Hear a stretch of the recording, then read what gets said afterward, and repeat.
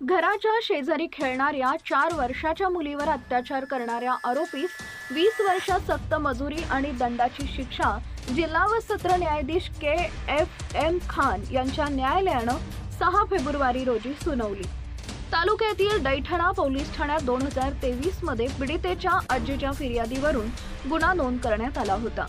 यामध्ये आरोपी स्वप्नील उर्फ राजू भगवान ताकट वय वर्ष 25 यानं मोबाईल देऊन लहान मुलीला बाथरूम मध्ये नेलं। त्या ठिकाणी अश्लील चाळे केले।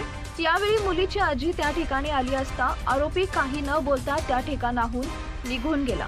मात्र ही लहान मुलगी रडत असल्यानं घरच्यांनी तिला दवाखान्यात नेलं। त्यानंतर डॉक्टरांनी तपासून घडलेला प्रकार सांगितला। यानंतर आरोपी विरोधात गुन्हा नोंदवण्यात आला।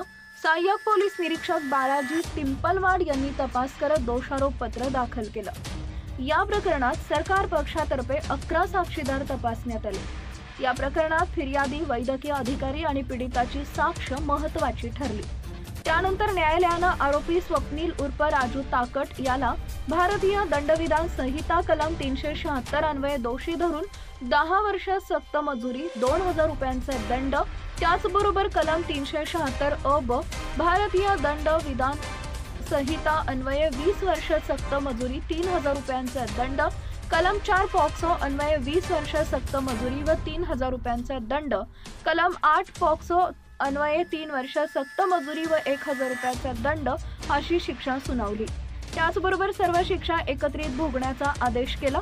तसेच दंडाची रक्कम 9000 रुपये पीडितेस देण्याचा आदेशित केले।